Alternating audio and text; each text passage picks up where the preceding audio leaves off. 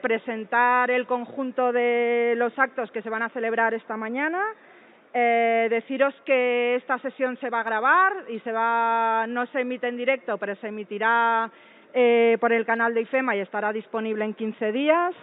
Que todas las conclusiones que salgan de este acto también van a pasar a formar parte de una publicación donde se recogerán las relatorías de todo lo que ha sucedido aquí.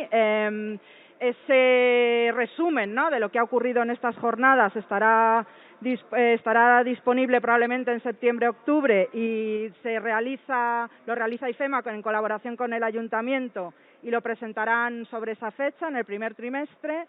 Y sin más, doy la palabra a Sebastián Jornet, que es el que está encargado de presentar el primer diálogo, es vicepresidente de la Unión de Agrupaciones de Arquitectos Urbanistas y viene en representación del Consejo Superior de Arquitectos de España. Sin más dilación, pues le doy la palabra, hará presentación de toda la jornada y luego pasaremos al primer diálogo.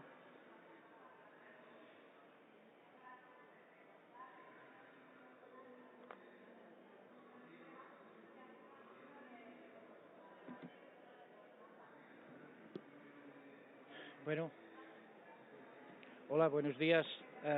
Gracias a todos y todas. Antes que nada, y en nombre del Consejo Superior de Colegios de Arquitectos de España, quiero agradecer a los organizadores de IFEMA la oportunidad que nos brinda de poder presentar esta ponencia de apertura en la sesión de hoy bajo este título de Nuevas Estrategias en Vivienda para la Ciudad Sostenible e Integradora. Y aprovecho estas primeras palabras a un recuerdo a nuestro presidente que nos dejó, Luis Comerón, recientemente. En los tiempos en los que estamos, yo creo que nadie pone en duda de que hemos entrado de lleno en una nueva época. Es lo que los científicos han venido a llamar el antropoceno, que es el término utilizado para designar esta era geológica actual que se distingue por el papel central que desempeña la humanidad para propiciar significativos cambios geológicos. Nunca en la historia anterior nuestra especie humana había tenido tanta influencia en el ecosistema del planeta en el que vivimos. Y esta época por lo que se refiere a la edad contemporánea, se divide en tres grandes siglos: el siglo XIX, el siglo XX y el siglo XXI. De estos tres siglos, creo que podemos afirmar que el siglo XIX fue a todas luces el siglo de los ensanches. Es el siglo del ensanche Casto en Madrid, es el siglo del ensanche Cortázar en Donostia, es el siglo del ensanche Talavera en Sevilla, es el siglo del ensanche Cerdá, más conocido mundialmente, etcétera, etcétera, en Barcelona, por citar algunos de ellos. Se trataba, en definitiva, de derribar las murallas y de establecer una pauta geométrica de ordenación de la nueva ciudad, en base a unas cuadrículas y trazados reticulares que debían ser el soporte intencionado de lo que debería ser el crecimiento de nuestras ciudades. El siglo XX ha sido, sin duda, claramente el siglo de las extensiones urbanas. Un siglo que tiene dos grandes episodios.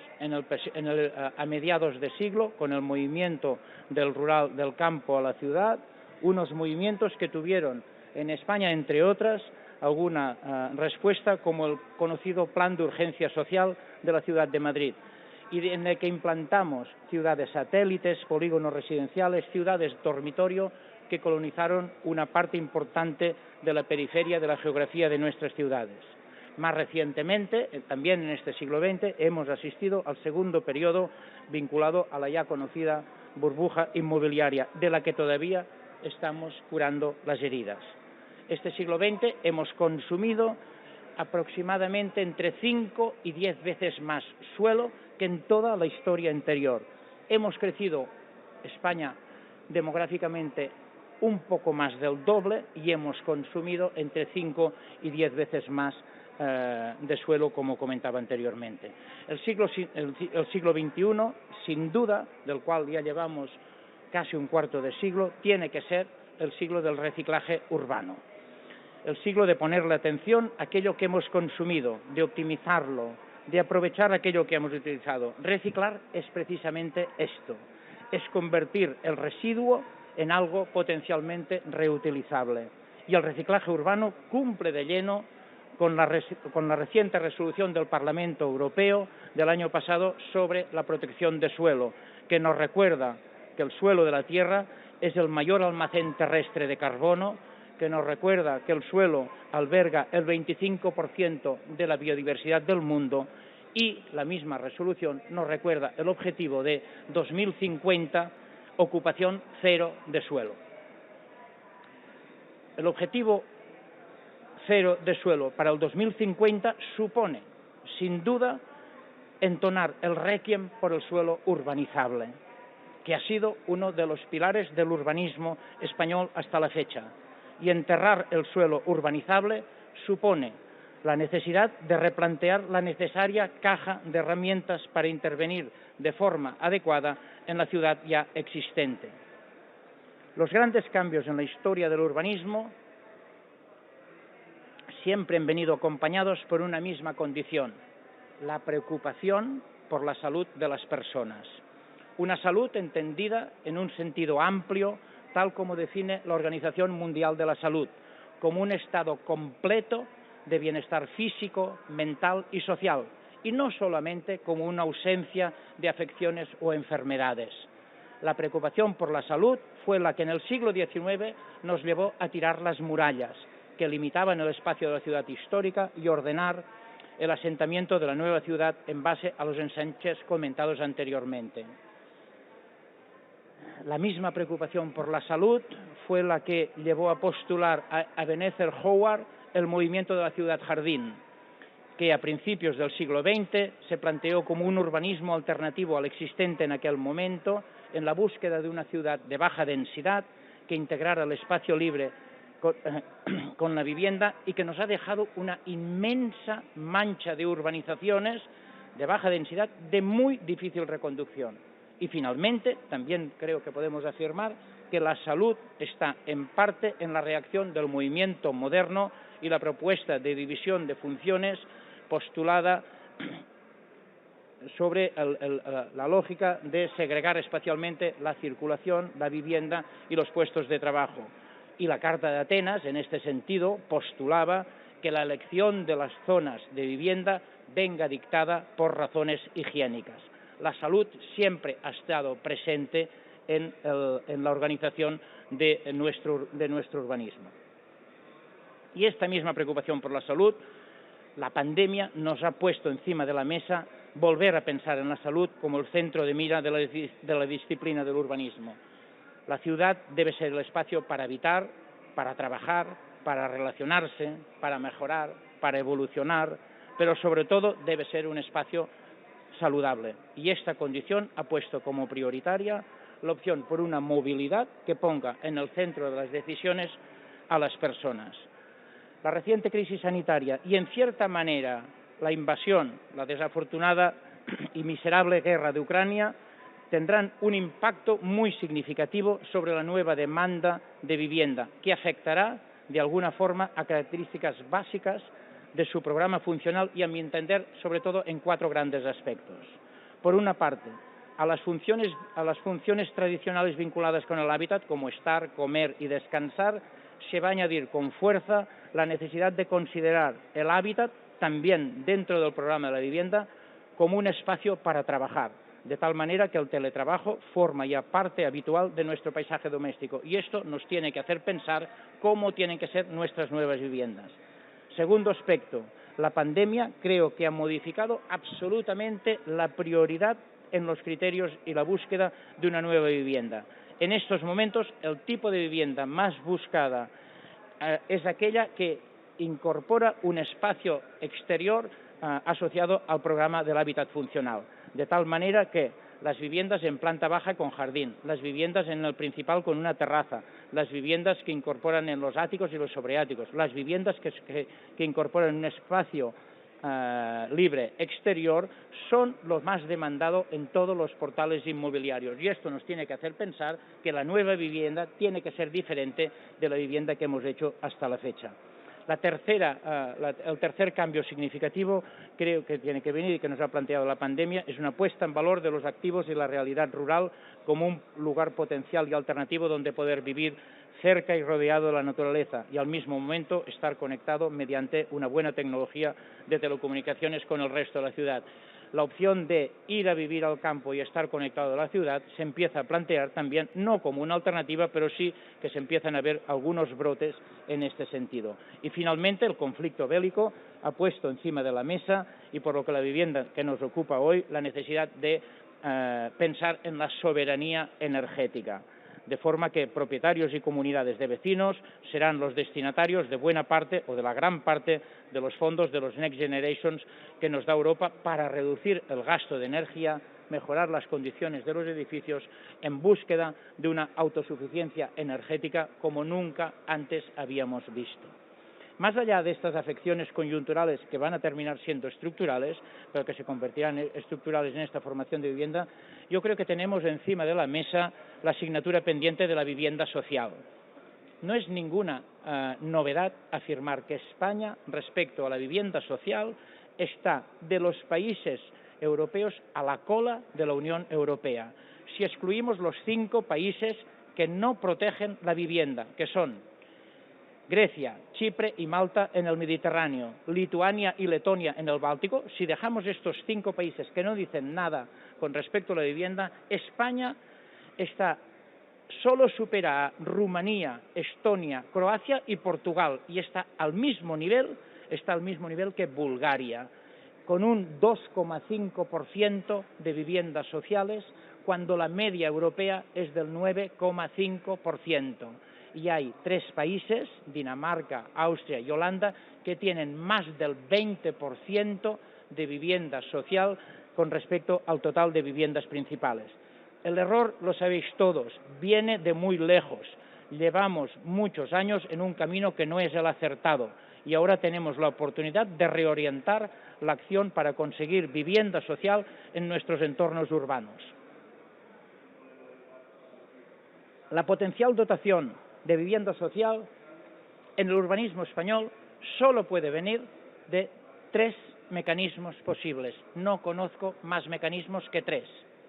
Reservar, calificar y adquirir. No hay más acciones posibles. Reservar, calificar y adquirir.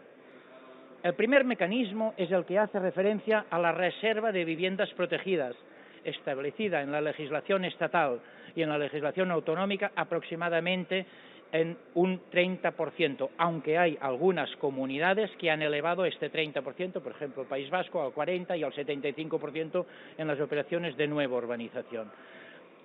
Es cuando haya una operación de transformación o cuando haya una operación de extensión, usted reservará un 30% del techo a vivienda social. El segundo mecanismo se corresponde directamente con la potencial técnica de la calificación de suelo que compite estrictamente al urbanismo, y a él le corresponde la facultad de establecer una correcta distribución de usos en el entorno urbano y de forma más justificada en las áreas de demanda fuerte y acreditada.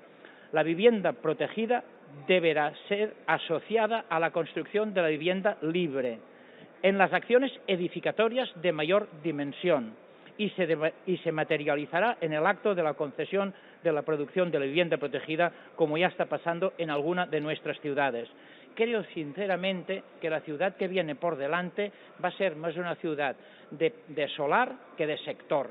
Va a ser una ciudad que se va a hacer más de acciones edificatorias que acciones de transformación urbanística.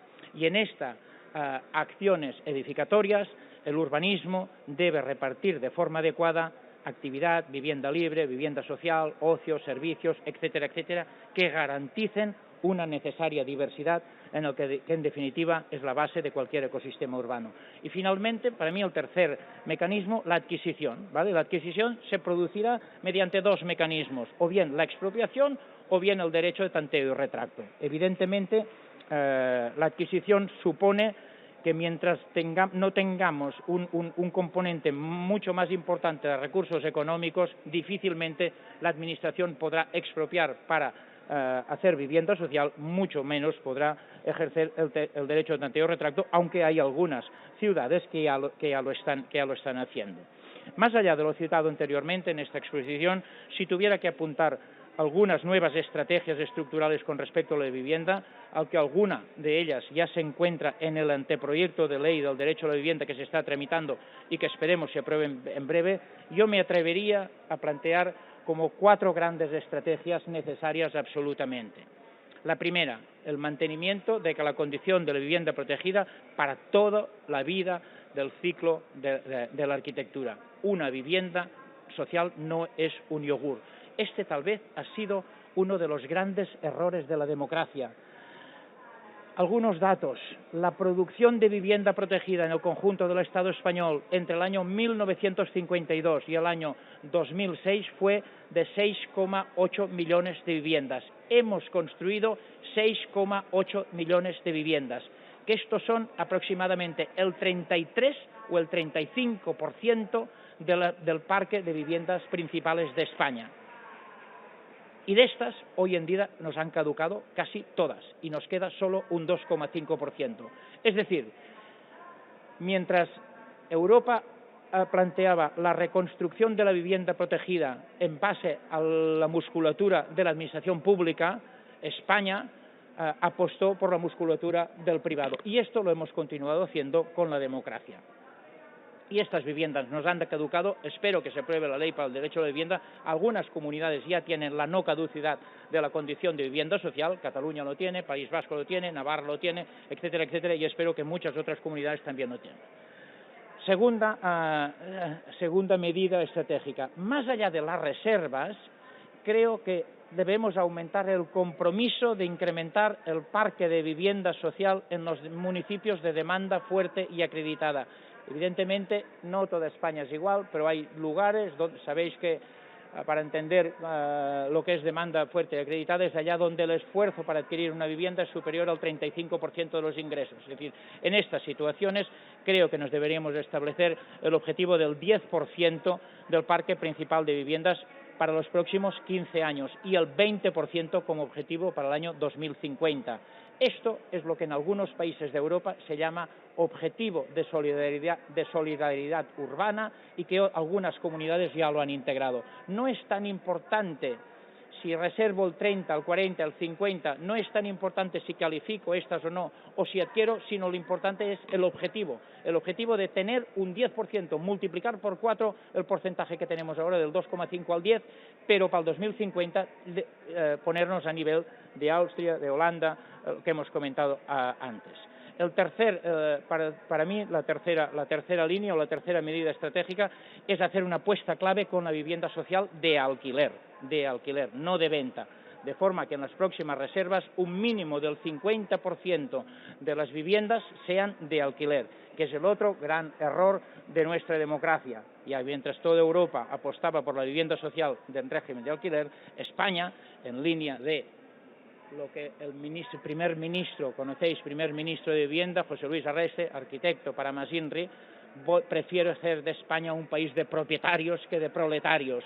Y que esto lo haga la dictadura tiene un pase, pero que esto lo continúe haciendo la democracia desde el año 75, lo siento, pero no tiene pase. Por esto creo que tenemos que corregir este error y a partir de ahora empezar a cambiar un poco el rumbo. Y finalmente me atrevería, aunque es menor, que tenemos que hacer una apuesta importante por esta nueva fórmula de vivienda, sobre esta nueva fórmula del régimen de tenencia de las viviendas, ¿vale? Esto que sobre todo los jóvenes nos están empezando a enseñar, que se llama el cohousing. Las mejores operaciones de cohousing, incluso una de ellas ha sido premiada por el premio Mies van der Rohe en Europa, son viviendas colaborativas donde no soy propietario, sino soy usufructuario de un derecho de suelo o de un derecho de la vivienda.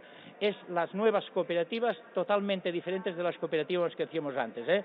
Entiendo que esto deberemos fomentar, reforzar y cuidar este ejemplo de estas cooperativas para que su ejemplo se extienda a otras realidades. Y para que esto sea posible, creo que hace falta que se den 5 Cs: compromiso, consenso, continuidad, consciencia y calidad. Y para que ello para que ello sea posible, tal vez sería necesario establecer un gran pacto social por la vivienda que integre a todos los actores que intervienen en la producción de vivienda, promotores, ciudadanos, instituciones, técnicos, sectores económicos, en el convencimiento de que un país que cubre esta necesidad básica de la vivienda es un país que aspira a horizontes mucho más lejanos.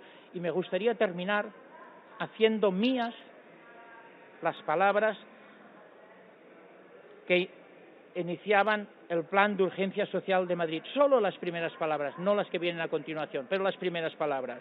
Hace 65 años empezaba diciendo: de todas las necesidades que el hombre siente en el agobio de su quehacer diario, ninguna podrá considerarse ni más urgente ni más social como esta de lograr un techo donde guardar el futuro de su propia familia. Espero que el trabajo y el esfuerzo de todas y todos consigamos cubrir un poco esta necesidad de vivienda. Muchas gracias.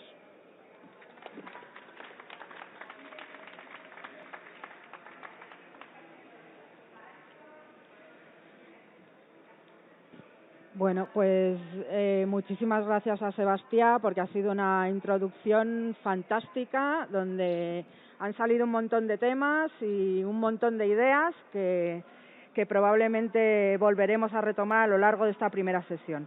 Antes de empezar el primer diálogo, un aviso que me había pedido la organización que hiciera, que es que la presentación de la plataforma global sobre acceso a la vivienda, que estaba prevista de 12:30 a 1:45, no se va a poder celebrar porque la ponente ha tenido un problema familiar y no podrá asistir. Así que os pedimos perdón. Bueno, lo siguiente, dar gracias a IFEMA y a la organización por habernos invitado, y dar gracias a la asistencia de público por estar aquí escuchando. Voy a pasar a presentar a los ponentes del primer diálogo. La dinámica os la cuento un poco, van a tener entre 3 y 5 minutos para una primera exposición y después, bueno, pues charlaremos entre todos para ver qué es lo que hay que hacer en las ciudades para garantizar efectivamente ese acceso a la vivienda que parece que es imposible, ¿no? Doy la palabra en primer lugar a Eugenia del Río, que es secretaria del Colegio Oficial de Arquitectos de Madrid. Hola, ¿qué tal? Buenos días. Un poco para que me ubiquéis, yo vengo de parte del Colegio de Arquitectos de Madrid, pero yo soy arquitecta, trabajo en mi propio estudio de arquitectura y aunque hoy voy a hablar desde el punto de vista institucional, sí me gustaría un poco contaros mi trayectoria, ¿no? Nosotros en nuestro estudio hacemos obras de todo tipo, pero ya hace muchos años empezamos a especializarnos un poco en todo lo que era la arquitectura sostenible. Empezamos, como todo el mundo, con arquitectura a nivel terciario, a nivel de oficinas, porque era donde se aplicaba.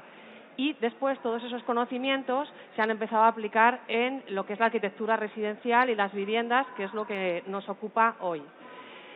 Al principio los arquitectos era como algo especial, ¿no? El estudio de arquitectura que hacía algo novedoso, algo de sostenibilidad, algo de eficiencia.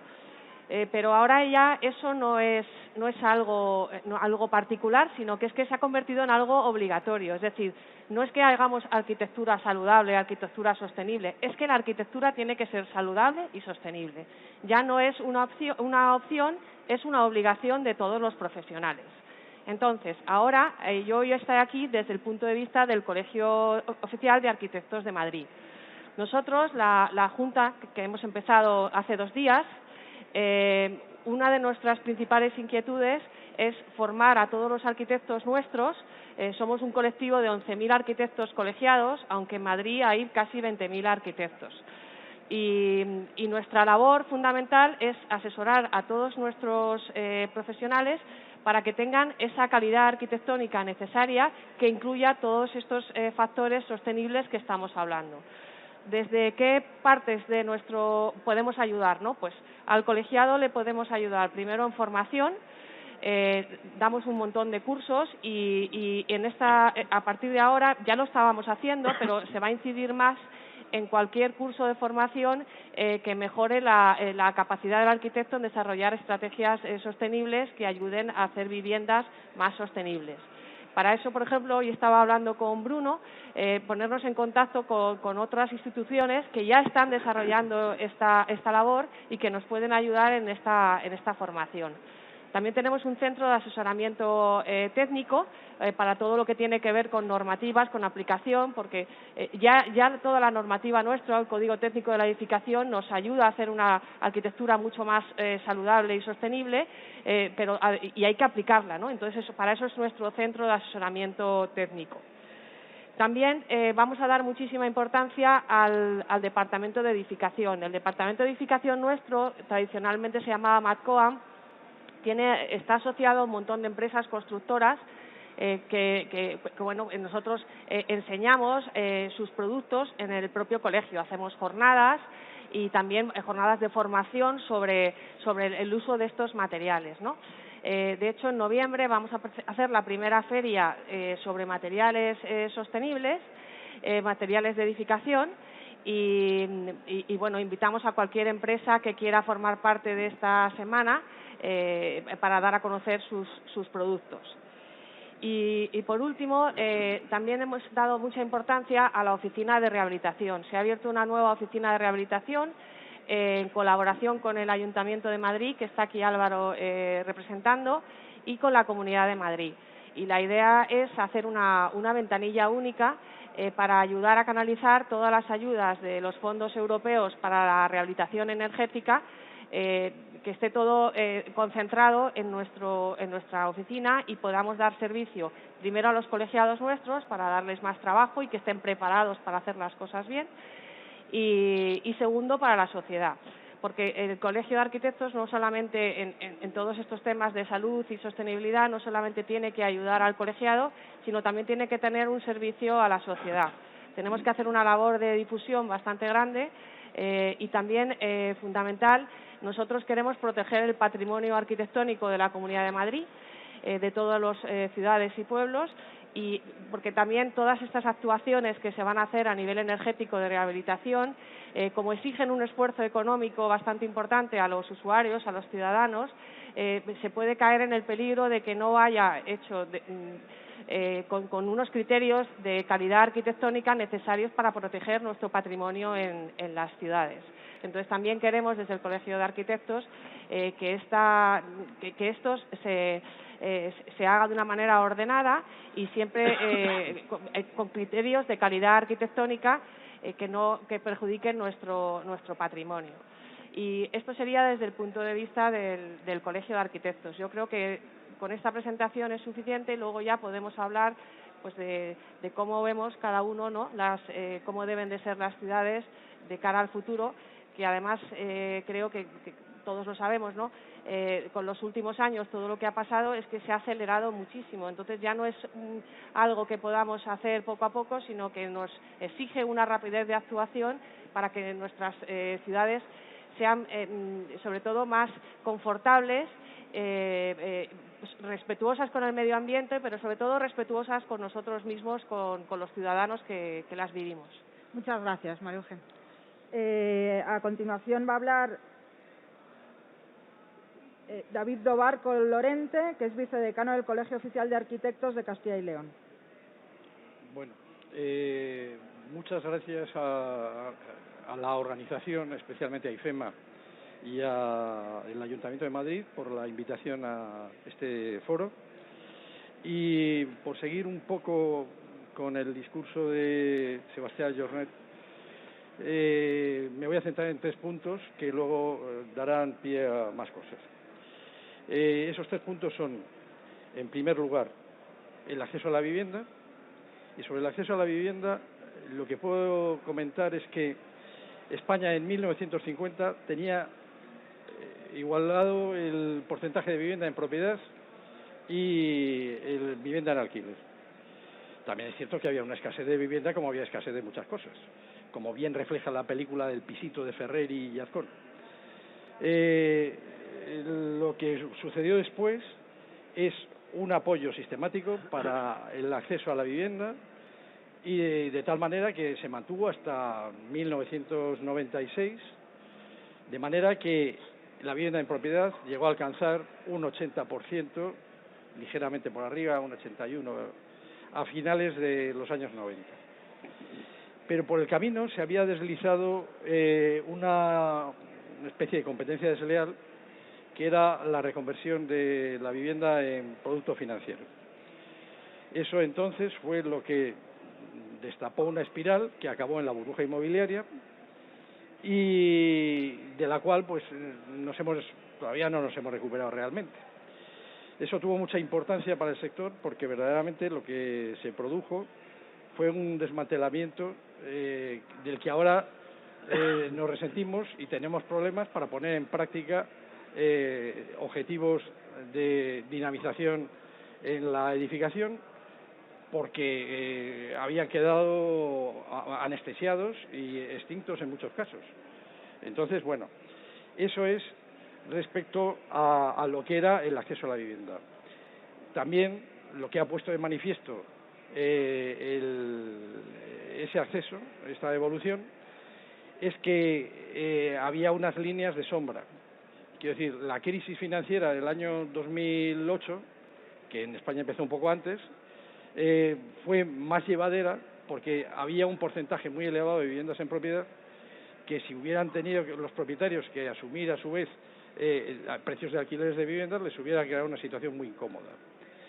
El resultado después de la crisis fue que actualmente la vivienda en propiedad es un 75%. Ha bajado 5 puntos, o sea, un 25% en alquiler, que está lejos del 30% que hay en la Unión Europea o el 50% de Alemania. Entonces, la otra parte del tema del acceso a la vivienda es que en el mercado hipotecario que se generó después, pues los usuarios se han resentido de no tener una alternativa de vivienda en alquiler. La vivienda en alquiler pública es un 1,50%. Y entonces estos son unos datos muy duros que verdaderamente necesitarían para ayudar a las crisis de vivienda en propiedad, de hipotecas, pues tendría que crecer. Yo no sabía, y así pues se plantea dentro de la ley de derecho a la vivienda. La ley no fija unos objetivos, pero Sebastián sí que los ha puesto de cara al 2030-2050. Y eso evidentemente pues quiere decir que verdaderamente crecer un 1% anual en vivienda en alquiler durante 10 años nos puede llevar a tener un 11 y pico % que ya estaríamos manejándonos en algo así. ¿Qué es lo que ocurre? Tiene que existir un compromiso general para sacarlo adelante, porque si no es inviable. El segundo aspecto sobre el que quería llamar la atención era sobre el tema de las tipologías. Las tipologías, voy a leeros una consideración de Christian Norbert Schulz. Dice: las tipologías son el resultado de las necesidades sociales para construir un orden y no son antojos de una tradición escasa de imaginación ni de la libertad creadora de los proyectistas. Esto viene a cuento de que, en general, hasta los años 60, las tipologías en arquitectura se venían considerando como una especie de criterio, ocurrencia de un arquitecto creador. Y Norbert Schulz lo que nos dice, no, en realidad las tipologías surgen de una demanda social y dan lugar a nuevas formas. Eso es lo que sucedió con las vanguardias hace 100 años, que verdaderamente centraron el foco de su actividad en las tipologías residenciales. Y eso es una cuestión que verdaderamente desde entonces se arrastra.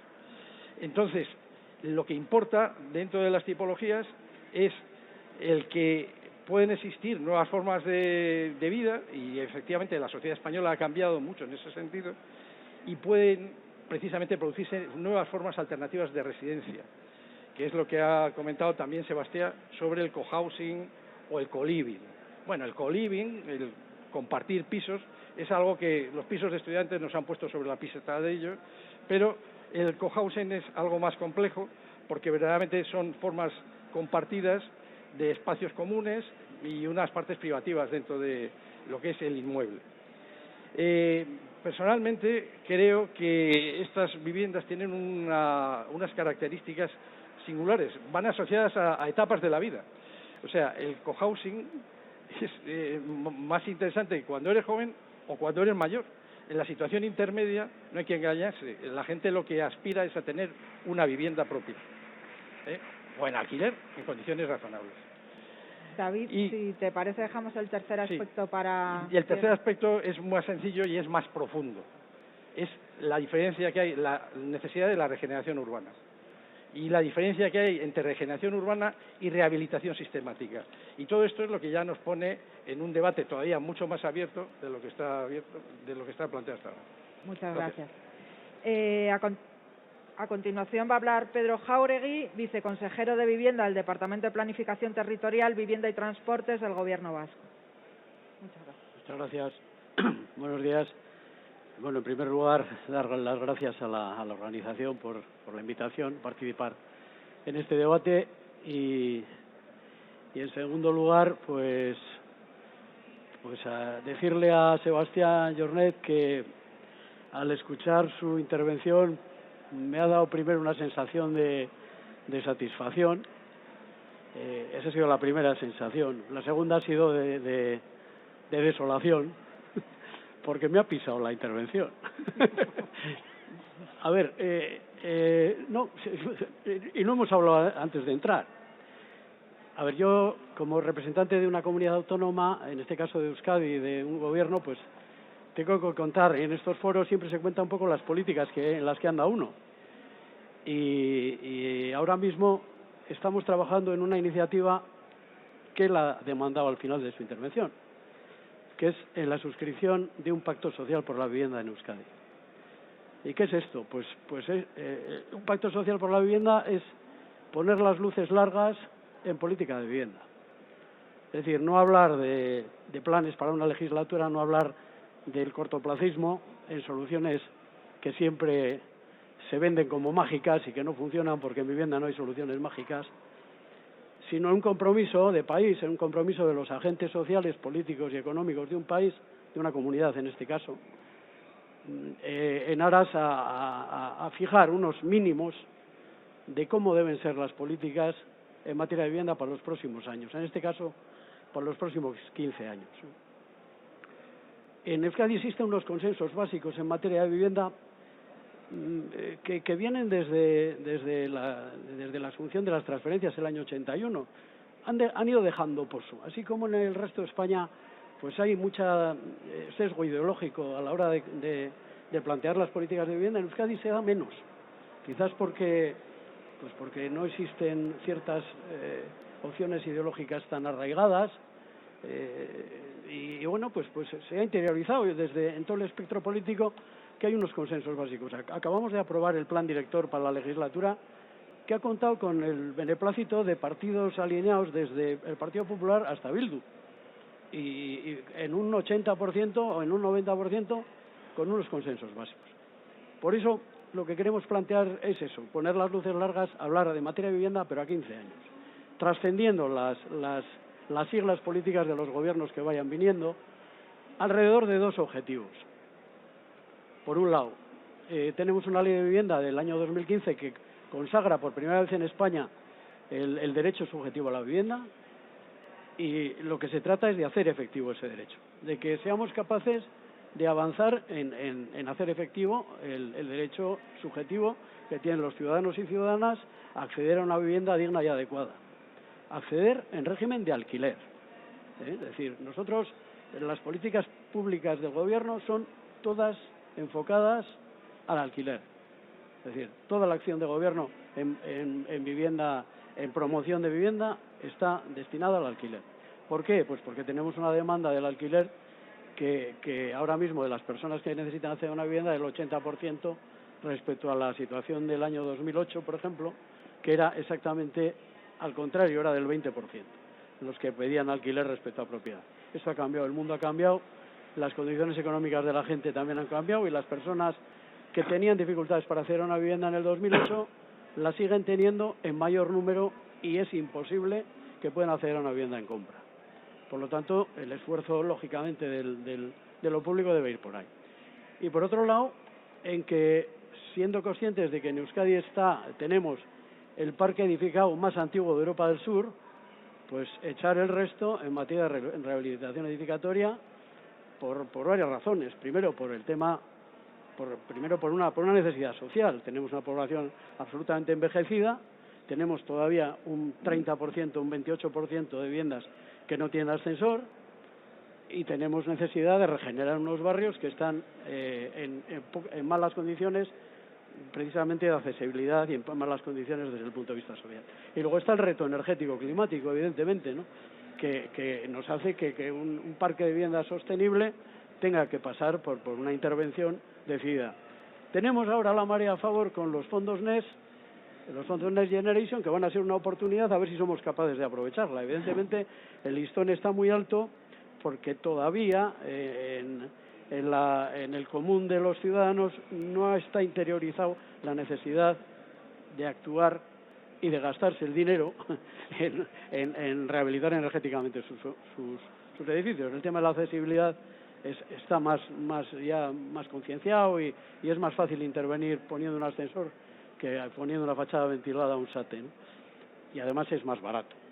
Entonces, bueno, los retos están ahí. Entonces hay que fijar unos objetivos para 15 años, unos objetivos que pasan por duplicar el parque de vivienda de alquiler. Los objetivos que ha enunciado Sebastián yo creo que son muy ambiciosos, son extremadamente ambiciosos, ojalá se pudieran conseguir, pero nosotros nos conformamos con pasar de un 2,9% de la vivienda pública en alquiler que tenemos respecto al parque edificado a un 5% en el 2036. En España está bastante por debajo. Yo siempre suelo decir que en parque de alquiler y en inversión en vivienda social, Euskadi es el tuerto en el país de los ciegos. Un tuerto que ve bastante poco, y que sigue estando tuerto.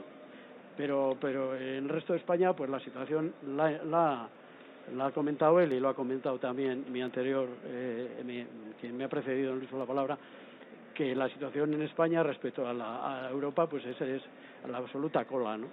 Y una sociedad moderna y una sociedad avanzada tiene que tener un parque de alquiler y tiene que tener una inversión pública en alquiler como un pilar más del estado del bienestar. Esto no son palabrería, esto es la cruda realidad. Y si no, miremos cómo están las sociedades avanzadas y cómo están las que promueven poca vivienda en alquiler público.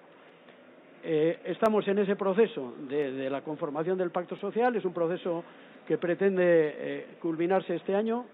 Estamos hablando con todos los agentes habidos y por haber, públicos, privados, instituciones, hablando con las haciendas por el tema de la fiscalidad, hablando con los colectivos sociales, con los agentes económicos, con los constructores, con los promotores, y pensamos que podemos, por el feeling que estamos percibiendo a partir de un documento de partida que hemos puesto encima de la mesa y al que se le están introduciendo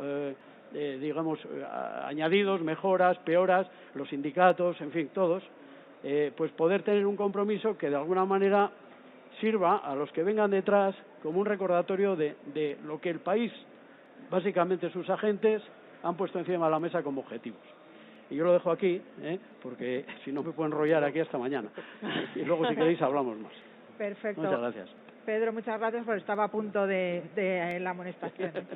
La siguiente persona que va a hablar es Bruno Sauer, que es codirector general de GBC España, según me ha indicado antes.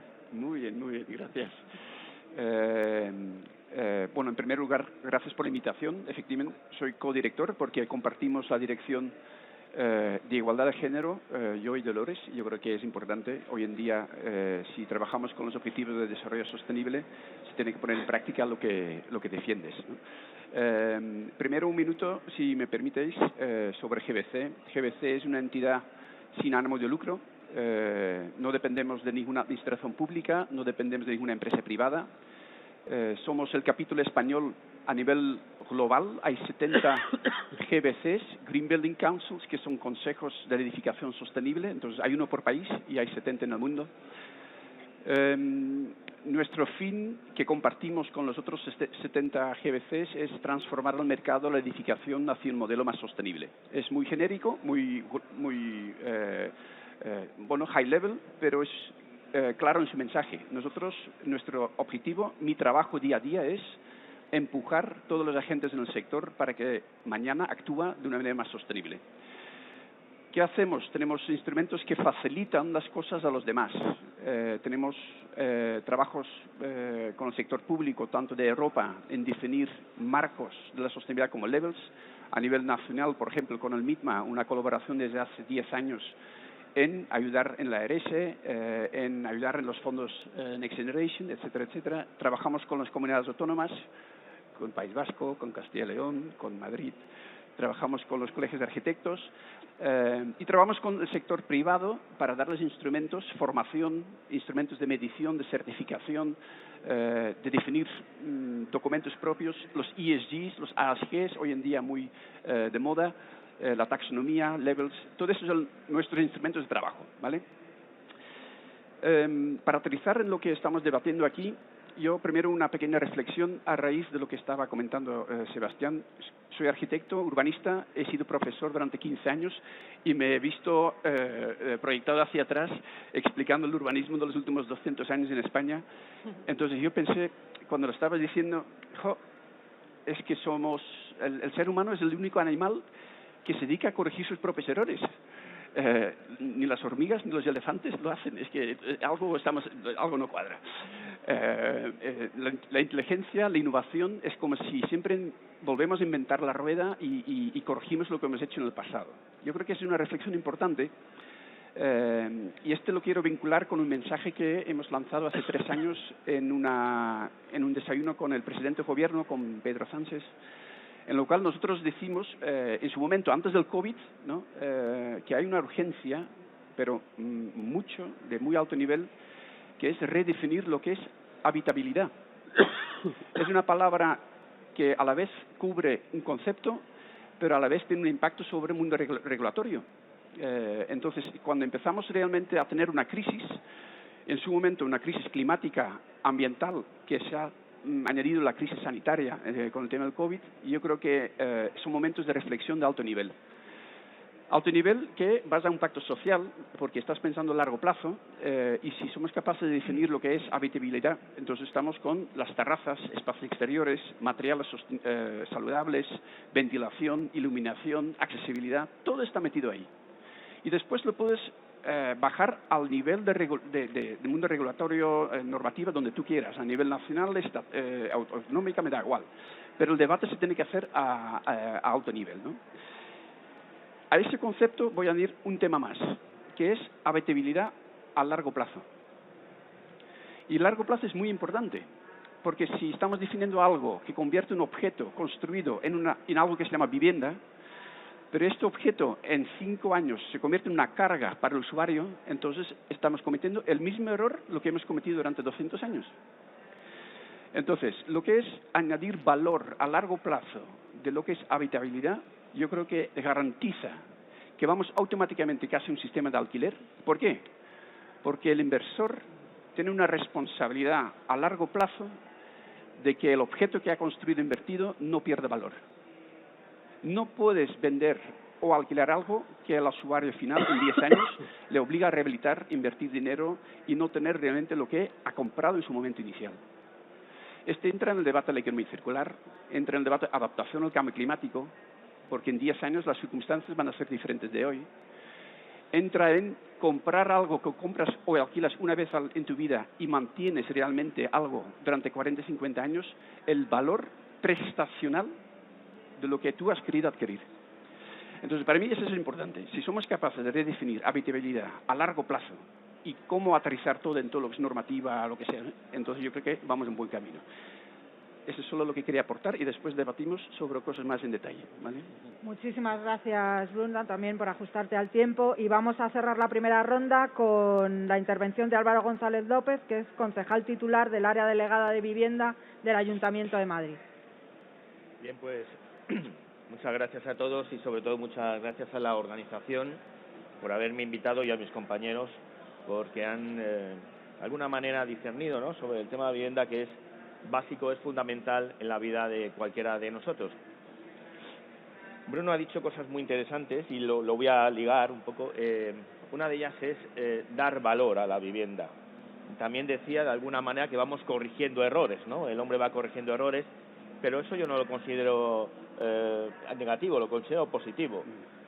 Añadir valor, yo crearía aquí 3 patas en el debate. Una de ellas sería la regeneración, que me parece fundamental. La regeneración de los espacios públicos, que es fundamental para la mejora tanto de la habitabilidad en la propia ciudad, que lógicamente en su momento, vosotros sois arquitectos, se trabaja de una manera que ahora vamos corrigiendo poco a poco y vamos mejorando esa regeneración de las propias ciudades, en concreto en mi caso de la ciudad de Madrid. La rehabilitación, que añade valor a la propia vivienda, porque la rehabilitación es fundamental, pero es que la rehabilitación entraña muchas dificultades. Es que el administrado también tiene que involucrarse, tiene que poner esa pequeña parte de esa que no cubre la propia subvención. Por eso nosotros estamos haciendo también y tenemos acuerdos de financiación, porque la rehabilitación es fundamental en ciudades como la ciudad de Madrid, que tiene 3.300.000 habitantes, y como sabéis, las ciudades, en este caso, los edificios producen prácticamente el 40% del CO2 que se emite en una ciudad y son el sumidero energético del 35%. Eso es fundamental, por eso tenemos que tender a crear unas viviendas cada día más eficientes energéticamente hablando, y las que tenemos, y eso yo creo que es un valor seguro, tienen que ser más eficientes. Por eso estamos nosotros desde el Ayuntamiento de Madrid también implementando esas políticas de rehabilitación, que hemos invertido prácticamente 120 millones y al cabo de estos 3 años habremos rehabilitado 59.000 viviendas. Se ha hablado y mucho de la eficiencia energética, pero también hay que hablar y mucho de la accesibilidad, que es fundamental. No olvidemos, seamos realistas, y hablamos de los fondos Next Generation, que lo primero que mira el administrado es la accesibilidad. Esto es así. Y luego, a partir de ahí, piensa más en la eficiencia energética. Pero estamos en un contexto tremendamente complicado. Me refiero económicamente hablando. La guerra de Ucrania efectivamente está influyendo muchísimo en el valor de los propios materiales, y eso tiene una dificultad añadida para los propios administrados. Por eso las administraciones tenemos que estar ahí y tenemos que gestionar bien esas subvenciones para que esas viviendas sean más eficientes y podamos ayudar al administrado y, por lo tanto, también a la mejora del medio ambiente en la ciudad de Madrid, en mi caso. Y algo muy importante, y estoy de acuerdo con todos mis compañeros también, la vivienda, y en este caso la vivienda social, que nosotros producimos, por así decirlo, de una manera a través de la empresa municipal de la vivienda. Nosotros hacemos vivienda social, vivienda en alquiler, pero esa vivienda tiene que ser cada día mejor y de mayor calidad y, sobre todo, más eficiente energéticamente hablando. En nuestro caso ya tenemos 7.123 viviendas y llegaremos en esta legislatura a 10.400 viviendas, que en una única legislatura vamos a hacer 4.000 viviendas, que no está mal, y es un objetivo básico. Efectivamente coincido con todos mis compañeros el llegar a ese pacto también por la vivienda social y sobre todo la vivienda de calidad. Esos serían, digamos, los 3 aspectos principales sobre los que gira la política del Ayuntamiento de Madrid, en coordinación sobre todo con las administraciones, en este caso con el COAN, donde tenemos una magnífica relación y una oficina de rehabilitación que va a ser muy interesante. Pero es muy importante, y ya con esto voy concluyendo, la pedagogía que tenemos que tener con el administrado. Nosotros, sin ir más lejos, tenemos una oficina verde, lo llamamos así, donde cualquiera puede ir, tanto las empresas como alguien a título individual, a informarse sobre los valores que tiene la eficiencia energética. Se les asesora en ese sentido. Queda mucho por hacer en ese sentido, y la oficina verde creo que va a ser muy importante porque falta esa información por el momento. Estamos empezando ahora mismo con ello. Y luego, y acabo ya brevemente, 2 cuestiones muy importantes para hacer política de vivienda y política sensata, vamos a decirlo así. Nosotros acabamos de crear un observatorio de vivienda porque hasta hace bien poco no teníamos los datos. Si os dais cuenta, cada vez que miramos unos datos, da igual el portal que miremos, son datos muy distintos, muy dispares, y necesitamos tener unos datos más o menos certeros que todos podamos manejar en ello. Datos también que son muy importantes, y por eso tenemos un acuerdo para monitorizar las viviendas y saber exactamente de lo que estamos hablando, y saber y poder vender al administrado que esa eficiencia energética, que eso que van a hacer en sus viviendas le va a repercutir no solamente económicamente, sino también a nivel de su salud, de esa salud que tenemos que tener en nuestra vivienda, que es lo más importante que al fin y al cabo vamos a tener en nuestra vida. No deja de ser la mayor inversión que vamos a tener en nuestra vida. Vale, muchas gracias, Álvaro. No sé si el diálogo se va a crear por sí mismo, así que os voy a lanzar alguna idea que me ha ido surgiendo y si queréis me pedís la palabra. Y enlazando con lo que acaba de decir Álvaro, el concejal, efectivamente yo creo que no podemos irnos de aquí sin hablar un poco de los melones que abre la ley de vivienda. En ese sentido hay alguna cosa que no ha salido, pero que tiene mucho que ver con ese largo plazo, ese medio plazo con el que se abría casi esta jornada, en palabras de Sebastián, que ha sido recogida después, con esa modificación de lo que está ocurriendo y la crisis, el estallido de la burbuja. No hemos hablado de vivienda vacía, por ejemplo, ¿no?, que es una de las cuestiones que plantea la ley, que tiene que ver con si hay datos o no hay datos, con el censo que va a llegar, los primeros datos parece que a finales de este año. No sé si sé que en el gobierno vasco hubo en su momento una política muy firme que llevó a donde Barcelona abre el censo de viviendas con unos resultados que no son los que se esperaban. No sé si tenéis ahí algo que decir, porque además el propio censo habla de que la vivienda vacía y la vivienda en alquiler es la que en peor estado está y es la que nunca tiene subvenciones. La otra cosa que quería plantearos, también al hilo de los datos, de la existencia o no de datos y de la ley de vivienda, es esos nuevos agentes que aparecen en el mercado, que son los fondos, las grandes inversiones, los bancos, que probablemente operan de una manera distinta a la que en la que el sistema inmobiliario español no sé si estaba muy acostumbrado, y no sé si las políticas públicas deberían tener en cuenta esa nueva estructura, plantear políticas de otra manera. No sé si tenéis ahí alguna visión, posición. Si quieres, Pedro. por hablar de lo último, de vivienda vacía, porque has empezado hoy con la ley de vivienda y podemos estar aquí hasta mañana. Pero, bueno, hablando de vivienda vacía, porque alguna experiencia tenemos.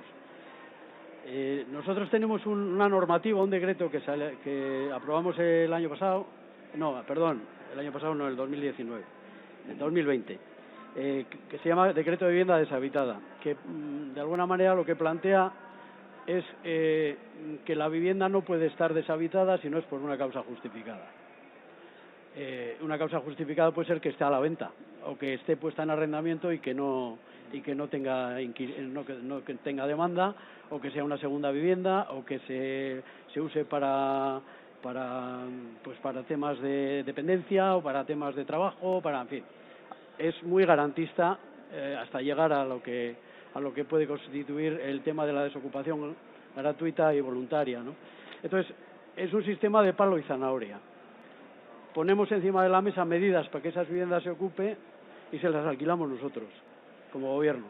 Y le pagamos una renta que está un poco por debajo del mercado, pero le garantizamos que recupera la vivienda al término de los 6 años de terminar el contrato de arrendamiento, en las mismas condiciones que la entregó, y que cobra todos los meses el día 5 de cada mes, porque le pagamos nosotros, no le paga el inquilino. Y nosotros las ponemos en alquiler social. Entonces, con ese mecanismo hemos captado 7.500 viviendas, que para una comunidad pequeñita como nosotros, la nuestra, no está nada mal. Y luego el palo. Si no quieres, te voy a gravar la desocupación. Y le imponemos un canon de 10 euros metro cuadrado año. Y bueno, pues ese mecanismo, es la aplicación del mismo. La parte que he dicho, la primera, es nuestra, pero la parte segunda de la imposición del canon es cada ayuntamiento el que lo tiene que imponer. Respuesta, pues hay ayuntamientos que están pro y otros que están menos pro, porque pues bueno, algunos pues parece que eso igual me quita votos, o esto igual ideológicamente pues no encaja en mis, y otros que son ideológicamente muy pro, pues lo están aplicando desde ya. Pero claro, entendemos que eso es cada ayuntamiento, cada municipio conoce las necesidades de vivienda que tiene. Nosotros sabemos las viviendas desocupadas que hay, porque tenemos, a través del Observatorio Vasco de la Vivienda, lo analizamos año por año y sabemos, y se han ocupado desde que llegó el decreto pues muchas viviendas ante la amenaza. Ahora mismo la experiencia es que la vivienda vacía en Euskadi es residual y se da fundamentalmente en los núcleos rurales. En las ciudades hay muy poca vivienda deshabitada. ¿Por qué? Por ese efecto, el palo zanahoria. Y bueno, más o menos ya no es un problema como podía ser hace unos años, que sí representaba una cifra sobre la que había que intervenir. Estamos razonablemente contentos. Muchas gracias, Pedro. Había pedido la palabra Eugenia. Sí, yo de las intervenciones que habéis hecho todos, lo que más me ha llamado la atención es cuando hablaba Bruno de la corrección de errores, ¿no? Y Álvaro decía que es positivo saber corregir errores. Y yo, aunque soy una persona muy positiva, creo que también es muy negativo, ¿no? Es decir, pues ¿por qué es un poco negativo? Pues porque cuando algo se pone de moda, como es este tema de las ciudades sostenibles, vamos muy rápido y a veces no tenemos memoria histórica y se nos olvidan cosas que ya existen y que funcionan, ¿no? Entonces la corrección de errores a veces viene porque no estudiamos bien el pasado. Por ejemplo, a nivel proyectual de un arquitecto, de un urbanista, donde hablamos de las ciudades 15 minutos, que puedas tener todo cerca, que tengas colegios, que tengas vivienda, que tengas todo integrado para reducir los movimientos y que sea todo más humano, eso ya existía, eran nuestros barrios antiguos, ¿no? Entonces, en algún momento de la historia se nos ha olvidado y hemos creado ciudades dormitorio que lo que están haciendo es repercutir negativamente en la vida diaria de las personas. Y nos hemos tenido que dar cuenta cuando ha venido el COVID y todos hemos tenido que convivir en una zona más pequeña, ¿no? O cuando hablamos de los materiales, y ahora es el boom de todos los materiales tienen que ser eficientes energéticamente, que lo tienen que ser en su trayectoria, en su construcción, en cuando se están creando en las fábricas, cuando los transportas a las ciudades. Pero no se nos puede olvidar el origen de la arquitectura, por ejemplo, la arquitectura pasiva nuestra. Es que ya existían criterios para construir eficientemente cuando no había tanta tecnología. Entonces, no es que me parezca mal, me parece fenomenal, pero que sí que es cierto que con un poco de tranquilidad y revisando mucho lo que ya existe y ya funciona para cometer menos errores y no tener que corregir tanto, ¿no? Eso es un criterio. David, ¿no? Oye, si es una puntualización sobre la vivienda vacía, en los censos siempre sale mucha, un 15%. Pero claro, la problemática es distinta totalmente de unas comunidades a otras. En las comunidades de la España vaciada, o vacía, es muy elevado, pero por unas causas totalmente distintas de las que puede suceder en una comunidad como Madrid, que sería la más representativa de esto, ¿no? Esa es una puntualización. Y luego es cierto que también la renominación de las circunstancias o de procesos es una manera de tratar de decir, ya lo entiendo, ya lo controlo. Es un pensamiento mágico, pero la realidad lo sigues controlando, descontrolando, ya existía antes. Lo que pasa es que le has asignado un nombre nuevo y ya te tranquilizas porque dices, ahora ya sí que lo voy a saber hacer. Entonces... Bueno, pues si no me pedís palabra, yo... Álvaro, ¿quieres? Sí, yo a lo mejor no me he expresado todo lo bien que he querido, ¿no? Pero yo creo que todo lo que es mejorar, no sé si es corregir lo anterior o no, pero yo soy un poco positivo en ese sentido, ¿no? Y cuando vas a visitar, por ejemplo, Barrio del Aeropuerto, que os invito a visitarlo, que es yo creo que una operación magnífica donde de regeneración y también de rehabilitación de todo el entorno del Barrio del Aeropuerto, pues uno piensa que lo ha hecho bien, ¿eh? Y ya no es que lo piense uno bien, lo piensan los propios vecinos que viven allí y que van a ver como un barrizal es un parque, cómo tienen las calles ordenadas, cómo sus edificios parecen auténticas urbanizaciones, no voy a decir de lujo porque eso sería un poco una exageración, pero creo que es una experiencia muy interesante.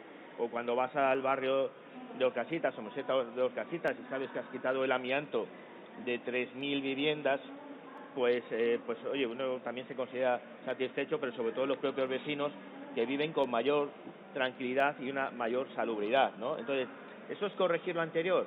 Bueno, en los años 70-80 se construía mucho con fibrocemento y eso hay que corregirlo, ¿no? Hay que eliminarlo. Entonces, yo iba por ese lado, por el lado positivo, intentando aprovechar todos los conocimientos que tenéis vosotros y que aportáis a las administraciones, y que nosotros como administración pues también estamos un poco obligados para ponerlo al servicio del administrado, ¿no? Y entonces, en ese sentido, pues creo que es muy positivo. Nosotros, sin ir más lejos, tenemos algunas promociones, en concreto en Carabanchel, que tienen el sello Passive House, que no está nada mal. Quiero decir que, bueno, son viviendas de una eficiencia energética importante, son viviendas públicas y de alquiler que pueden disfrutar los vecinos. Yo iba en ese sentido, por aclarar un poco por dónde iba la cosa, Eugenia. Sí, estoy totalmente de acuerdo que poder corregir errores es fantástico. Y tenemos esa capacidad, entonces estoy contigo. Yo creo que no tenemos ninguna contradicción ahí.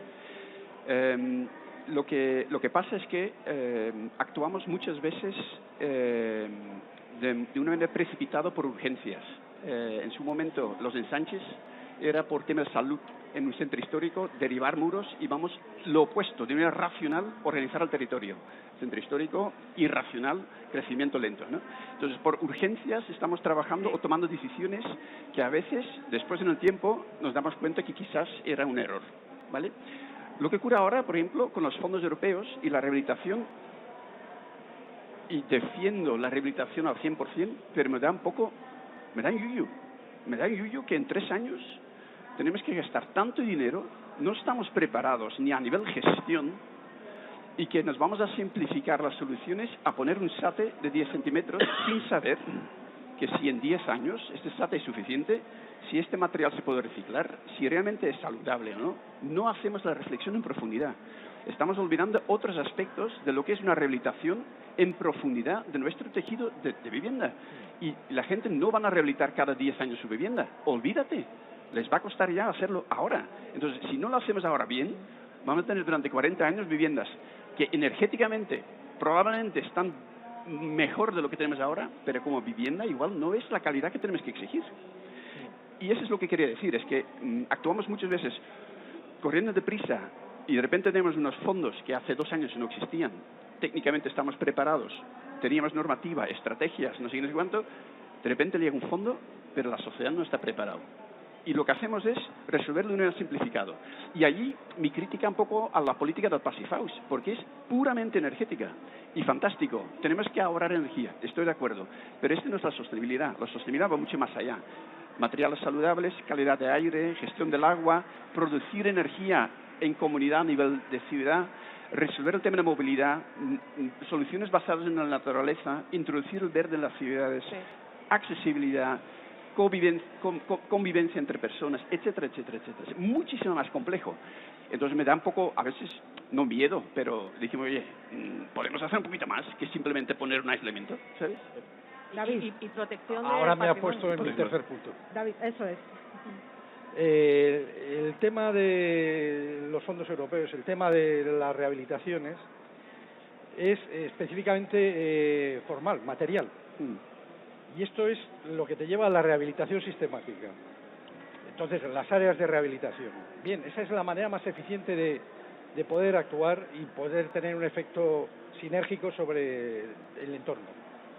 Pero como dice Bruno, el problema es que la realidad es mucho más compleja. En la realidad interacciona lo físico con lo social. Y entonces, uno de los problemas de los fondos europeos es que son específicamente materiales. Dice, no, la regeneración urbana en su verdadera concepción tiene implicaciones sociales, ambientales, de actividad económica, de todo. O sea, es un puzzle multidimensional. Y eso es lo que verdaderamente se puede perder con toda la fruición de decir, vamos a sacar adelante rápidamente esto. El problema es que hemos desmantelado todo esto, ¿eh?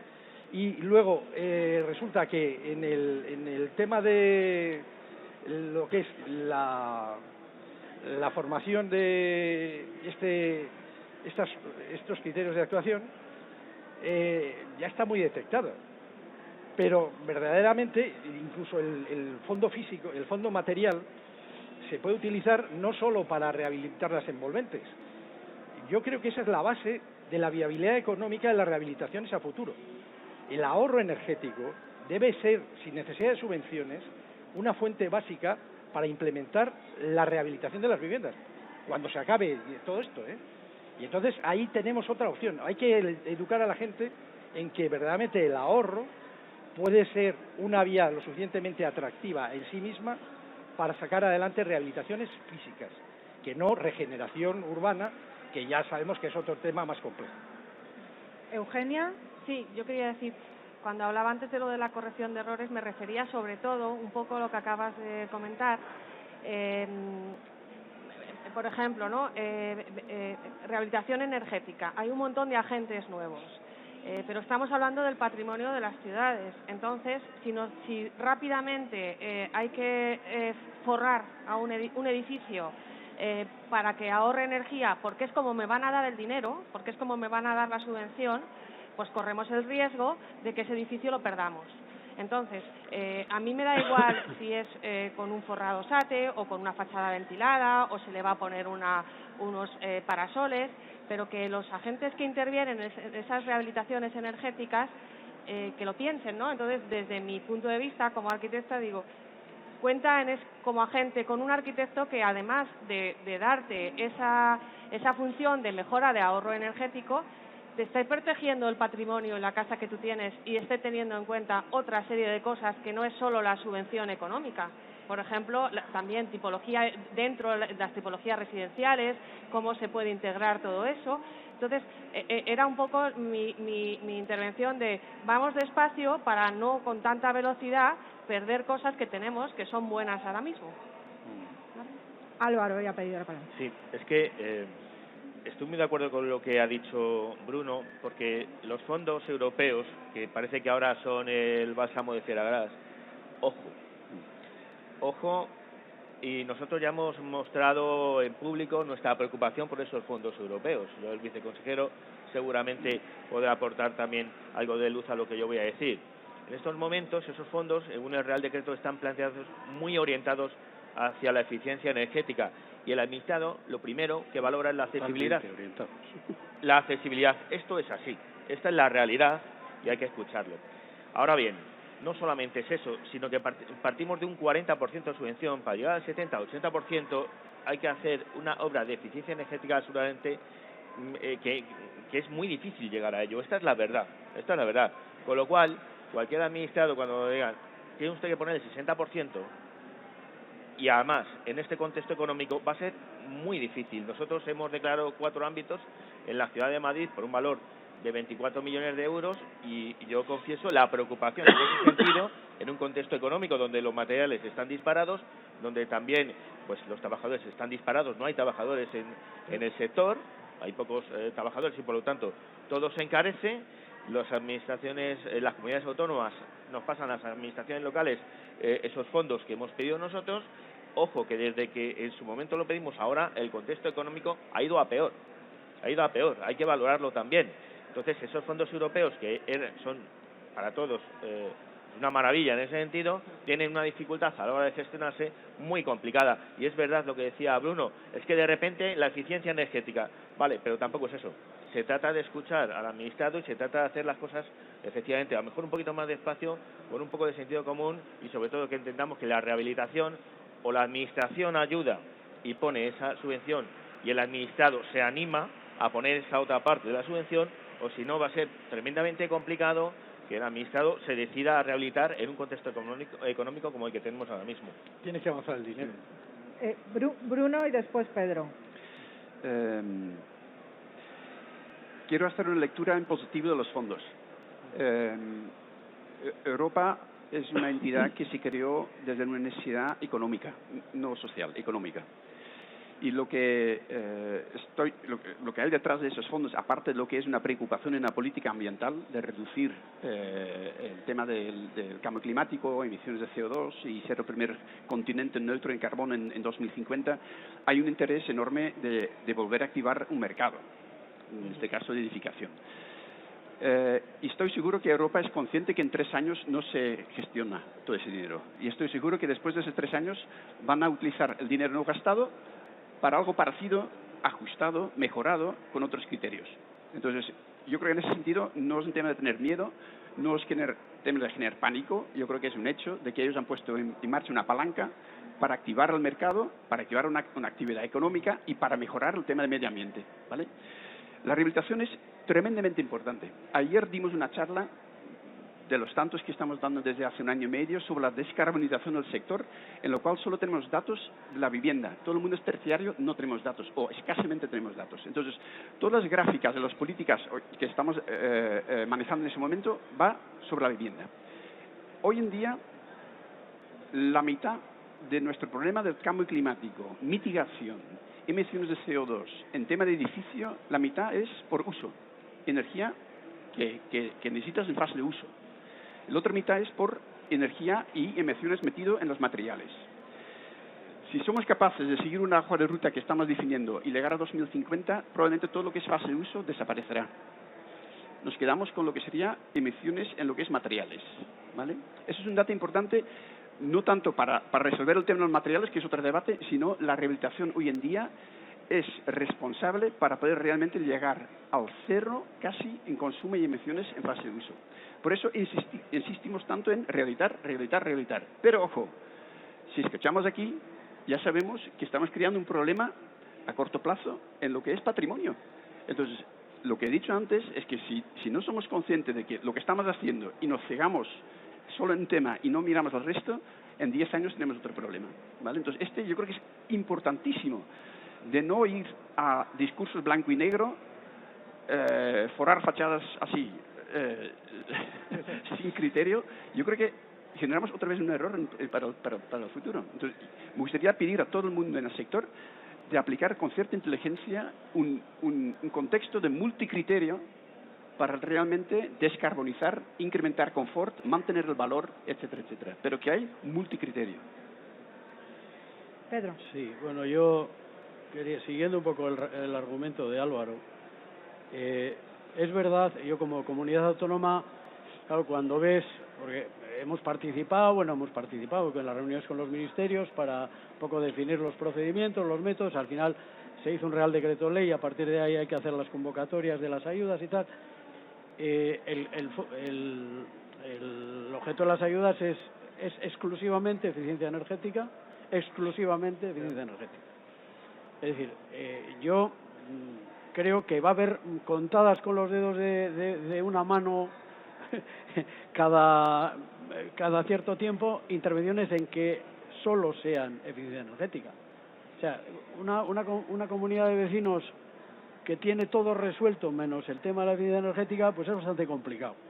Siempre hay que intervenir en el edificio porque normalmente tenemos la mala costumbre de pensar de que el edificio dura para toda la vida y que no hacerle ni puñetero caso desde que te entregan la llave hasta que, o sea, que dura para siempre. Pero los coches no, los coches hay que revisarlos, el edificio no. Bueno, bien, es así. Entonces, está enfocado, ¿por qué? Pues porque probablemente desde Bruselas los lobbies europeos que giran alrededor de este tipo de historias y de iniciativas, pues defienden sus intereses. Es lo que decías antes de mover los mercados. Y ahí están los alemanes y tal, pues que en política de vivienda tienen su situación bastante resuelta. La política de vivienda es política de Estado y, por ejemplo, la accesibilidad no la consideran como un problema europeo, ¿eh? Eso son políticas de Estado. Bueno, pues en un país como el nuestro, que es y como la mayoría, que están profundamente envejecidos y la accesibilidad no es un problema transnacional, pues que venga y se lo vea. Pues bueno, pues no se incluye. Entonces, desde las comunidades autónomas nos vemos obligados a reforzar, bueno, obligados y con mucho gusto, porque nosotros lo venimos haciendo desde hace mucho tiempo, pero destinar otro tanto a accesibilidad como lo que destina Europa a eficiencia energética, de manera que puedas hacer atractivo que las comunidades intervengan. Y si te vienen con las dos actuaciones integrales de accesibilidad y eficiencia energética, al final pueden acceder a una subvención del 70% a fondo perdido de la intervención. Y eso igual mueve que se animen. Pero ni todo. En nuestra comunidad autónoma, el mapa climático, tenemos una zona extrema, que es el sur de Euskadi, que es Álava, y otra zona que es templada. Pero en las comunidades, por ejemplo, del Mediterráneo, pues el tema de la eficiencia energética, a ver cómo se lo vendemos a los ciudadanos. Porque no hay necesidad, no tienen necesidad. Y no vayamos a hablar del tema de reducciones de emisiones y tal, porque eso, cuando te toca en el bolsillo, una cosa es predicar y otra dar trigo. Y la gente pues está dispuesta a gastarse lo que está dispuesta. ¿Que va a ser muy difícil? Va a ser tremendamente difícil, por no decir imposible, que conseguir esos objetivos que nos ha puesto Bruselas. Porque somos el país que somos, España es lo que es, y tiene el clima que tiene. Entonces, ¿que hay que poner todo el esfuerzo habido y por haber? Sí. ¿Que nos van a poner todas las trabas burocráticas habidas y por haber? También, porque ya lo estamos viendo. Es decir, se supone que tienen que ser los procedimientos ágiles y los procedimientos flexibles, en teoría, para intentar captar el mayor número posible de comunidades. Pues va a ser todo lo contrario. Ya lo estamos viendo. Va a ser unos procedimientos alambicados, con los auditores europeos ahí encima vigilando, porque nosotros tenemos experiencia en los fondos FEDER y sabemos cómo funciona. Y esto va a ser igual. Al final, es posible que se quede un buen dinero sin ejecutar. Pero bueno, lo que podamos hacer haremos. Pero difícil, desde luego, nos lo están poniendo. Antes de darle la palabra a Bruno, que me la ha pedido, aprovecho para decir que si hay alguien en la sala que quiere intervenir, que me pida la palabra, le pasamos un micrófono y hay una palabra ahí y otra ahí, ¿vale? Y así abrimos un poco el debate fuera de la mesa. Bruno. Sí, solo una pequeña puntualización sobre el debate de las emisiones de CO2. Las emisiones de CO2 es un debate difícil, estoy de acuerdo, y es difícil transmitir al ciudadano lo que significa. Y creo que es un error considerar el debate de las emisiones de CO2 como un debate ambiental. Es, para mí, más que ambiental, es un debate social. Lo que ha pasado en el 2018-2017, de los grandes desastres de huracanes, inundaciones, que son los desastres generados por el cambio climático, hoy en día, 2020-2022, tenemos cifras, lo que ha costado reparar esos daños. Y estas reparaciones lo paga siempre el sector público. Las ciudades lo reconstruyen ellos, los diques lo pagan ellos, las playas lo vuelven a reconstruir ellos, las calles lo vuelven a construir ellos. Lo que paga el sector público lo pagamos entre nosotros, todos. El dinero que gastamos en resolver problemas del cambio climático es dinero que no podemos gastar en otros ámbitos, ni en educación, ni en salud, ni en bienestar. Hice una comparativa de un huracán en los Estados Unidos en 2018, les costó, para repararlo, el presupuesto anual del MITMA, del Ministerio de Fomento, en su día. Es una barbaridad. Es una barbaridad. Entonces, si no empezamos a decir de que si hoy en día no reducimos CO2, entonces estamos diciendo que en 20 años vamos a coger un gran parte de nuestro uso de lo que es sector público, dinero disponible, para resolver lo que estamos cometiendo hoy en día como un error. Emisiones de CO2 no es un indicador ambiental, es en primer lugar un indicador social, pensando a largo plazo. Yo creo que es muy importante eso, ¿vale? Totalmente de acuerdo. Gracias. Bueno, un poco en la misma línea que estaba hablando Bruno, pero mezclando algunas cosas, me gustaría puntualizar o hacer énfasis en la importancia que tiene el hacer el espacio público en los procesos en los cuales se está rehabilitando.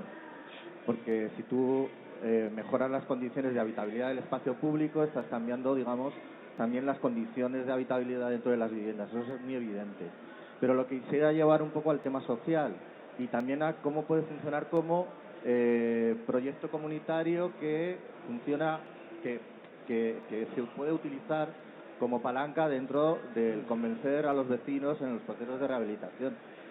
Esto puede ser una casualidad, pero cuando el barrio del aeropuerto se empezó a poner en marcha con el Plan Madre, en la primera convocatoria casi nadie quiso hacer, de hecho ninguna de las comunidades quiso ponerse en marcha. También es verdad porque fueron unos meses, ¿no? Y fue un verano entre medias. El año siguiente, cuando la Asociación de Vecinos tomó el mando de la cosa, por llamarlo de algún modo, y contrató a sus arquitectos que los eligió en un proceso de selección para que rehabilitaran todo el barrio, lo siguiente que ocurrió es que solamente 3 comunidades empezaron a querer rehabilitar. Pero el ayuntamiento en ese momento estaba, a su vez, intentando trabajar con los vecinos para arreglar algunas de las cuestiones importantes que tiene ese barrio, como arreglar el aparcamiento ese, que es un terrario en el centro, y convertirlo en un parque, pero también el tema del agua, que es que se les inunda todos los años. Bueno, pues en ese proceso de contrastar con los vecinos, surgen conflictos. Por ejemplo, cuando se les planteó, ¿qué pasaría si ese agua que es un problema se les convierte en una oportunidad? Porque entonces puedes visualizar que aquí había un cáncer, porque es un barrio hecho de cauce. Bueno, eso no quieren saber de agua, pero un mes después se acercan a algunos de los técnicos municipales, que te puedo poner en contacto con ellos. A veces es más fácil así, desde fuera, ¿verdad? Bueno. Entonces se les acercan y le dicen, oye, eso que decís de hacer una fuente, porque era lo que habían entendido, no hacer cosas sofisticadas tipo holandés, sino en el fondo poner una fuente, eso es importante. En ese proceso se pasó de 3, en cosa de 15 días, un mes, se pasó de 3 a 14 comunidades que querían rehabilitar. Es decir, a lo que voy es que si tú construyes una imagen sobre cómo va a ser el futuro de tu barrio, estás trascendiendo simplemente la política en la cual cada vecino sabe que va a tener un dinero para arreglar su casita o su portalito o su no sé qué. Y eso el tractor de todo eso tiene que ser la administración pública.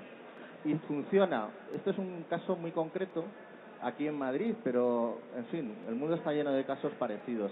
En el momento en el que se ve que la administración pública se implica en construir comunidad, apoyarse en las asociaciones que hay y fortalecerlas, pues entonces las cosas suelen funcionar bastante bien. Sobre todo funcionan a la velocidad que necesitamos que funcionen en rehabilitación. Porque estoy de acuerdo con usted completamente en que no se trata de rehabilitar barrios, no es rehabilitar muchas casas a la vez, porque eso hace 10 años cuando hablábamos de esto en los congresos con GTR, no sé qué, pues lo que pasaba era que todo el mundo entendía que rehabilitar barrios era hacer muchas casas a la vez. Yo creo que ese mecanismo, por ejemplo, el Ayuntamiento de Madrid lo tiene ya organizado y cada cual puede acceder a una determinada subvención, pero así no llegamos a cumplir los objetivos. Brevemente, por alusiones, podríamos decirlo así. Lo considero muy positiva, positivo el análisis que has hecho en ese sentido, ¿no? Y es muy positivo por una razón, porque el Ayuntamiento de Madrid, creo que todas las administraciones buscamos la implicación del vecino. Y muchas veces esa canalización de esa información es a través de asociaciones de vecinos. Es el ejemplo del barrio de Aeropuerto, como es el ejemplo también de Meseta de Orcasitas. Y algo muy importante, el ejemplo es a través del ejemplo. Quiero decir, cuando un vecino ve que el de al lado ha rehabilitado su edificio por completo y se está ahorrando 40 euros al mes, el boca a boca es muy importante, y eso es lo que está ocurriendo, por ejemplo, en Meseta Orcasitas, donde prácticamente el 95% de todos los edificios se han rehabilitado. Hay una asociación que está funcionando francamente bien, y yo creo que esa colaboración entre la administración, que tiene que aportar esos fondos, si no, no podría ser de otra manera. Nosotros aportamos un mínimo del 70%, llegando al 90% para las familias más vulnerables, para que os hagáis cuenta un poco de la inversión. En este caso, este año son 53 millones. Pero bueno, creo que el barrio Aeropuerto es un buen ejemplo de colaboración entre el ayuntamiento y entidades vecinales, y ese es el camino que tenemos que emprender de casi todas las administraciones, entiendo yo. Hay una palabra. Sí. Buenos días, mi nombre es Silvia Uyarra y soy trabajadora de una empresa municipal del suelo de la vivienda en un municipio de la Comunidad de Madrid, y hay veces que me encantaría vivir en el País Vasco, con temas de rehabilitación y de viviendas de alquiler. Dicho esto, yo creo que se han tocado muchos temas, pero me gustaría, si pudieseis, entre los tertulianos, hablar también qué ocurre cuando tú estás ofreciendo, como se ha dicho, el boca a boca a los vecinos, porque se ha hablado mucho de la rehabilitación de los barrios, pero evidentemente la pieza fundamental, a los primeros que tenemos que convencer para que haya un ARRU, un ER o un EPIU, es a los propios vecinos, y entonces es una tarea que desde luego desde mi empresa sí se está haciendo a pie de calle. La oficina verde yo la tengo en los barrios, pateándome los barrios, o mi equipo pateándonos los barrios, pero sí a la hora de ofrecer las subvenciones, hay subvenciones por todos los lados. Fondos europeos, las comunidades autónomas, el gobierno de España, IDAE, el propio municipio. Pero ¿qué ocurre cuando tú estás convenciendo a esos vecinos que pueden recibir hasta el 70% de esas subvenciones, lo cobran y luego viene la declaración de la renta del año siguiente y les pega un palo? En muchos foros se ha hablado, en foros de asociaciones y de empresas públicas, se ha hablado de esto, ¿no? El tema de la fiscalidad a la hora de devolver un porcentaje de esas subvenciones. Entonces yo, sobre todo a los políticos que estáis hoy, o desde el COAM, que también se ha tocado en años anteriores, ¿qué soluciones podría haber a nivel fiscal para que un pensionista que no tiene que hacer declaración de la renta recibe una carta al año siguiente de recibir esa subvención por parte de la comunidad autónoma de que tiene que pagar X dinero porque ha recibido esa subvención? No sé si me estoy explicando, sí. Pero es algo que se echan muchas veces atrás los propios vecinos, porque estamos hablando de personas mayores en la mayoría de esos edificios, y que cuando vas con la verdad por delante y dices tú vas a recibir una subvención, pero resulta que vas a tener que hacer la declaración de la renta y te va a salir que tienes que pagar. A ver si hay ese método de fiscalidad, porque ahora se ha aprobado un beneficio fiscal para el tema de eficiencia energética, pero ¿qué está ocurriendo en esos barrios en el que tú tratas de convencer si desde el Gobierno vasco o desde el Ayuntamiento de Madrid se está pensando en adelantar ese dinero, que es esencial para la gente más vulnerable que no tiene ese dinero? Y segundo, que a la hora de la declaración de la renta, pues bueno, pueda haber porque hay una diferencia entre ayudas directas a fondo perdido y subvenciones, que es la tragedia que tienen muchos vecinos. Gracias. Bueno, yo si quieres contesto un poco. A ver, el caso del País Vasco es un poco especial porque sabéis que la fiscalidad está en manos de las 3 diputaciones forales. Tenemos 3 haciendas. O sea, somos 4 pelados y tenemos 3 haciendas. Y no todas funcionan igual, aunque hay un órgano de coordinación. El tema de la fiscalidad en la vivienda es uno de los temas que está señalado en rojo en el Pacto Social por la Vivienda que pretendemos alcanzar. ¿Por qué está señalado en rojo? Porque la fiscalidad de la vivienda entendemos que está absolutamente desequilibrada. Y desequilibrada en perjuicio precisamente de las actuaciones de rehabilitación y de las actuaciones de alquiler. Es decir, en Euskadi es la única comunidad autónoma que mantiene la desgravación a la compra, que se quitó del territorio común, se quitó, y la última que la quitó fue Navarra, y en el País Vasco todavía sigue funcionando, con un crédito fiscal a fondo perdido de 36.000 euros por vivienda a lo largo del tiempo, que desde mi punto de vista es una barbaridad. Y en cambio la fiscalidad del alquiler y sobre todo de la rehabilitación efectivamente resulta pues poco atractiva. Dicho esto, como enunciado, nosotros vamos a plantear revisar esa fiscalidad precisamente en orden a lo que planteas. Pero sí es cierto que en las convocatorias tanto de los fondos NES como en las nuestras de rehabilitación, las ayudas a fondo perdido a las personas más vulnerables pueden llegar en accesibilidad al 100%, en accesibilidad y en eficiencia energética hasta los límites que deja el Real Decreto Ley, graduada en función de los ingresos. En ese sentido sí es muy incentivador, pero insisto, la fiscalidad sigue siendo una asignatura pendiente. Me han pedido otra palabra ahí.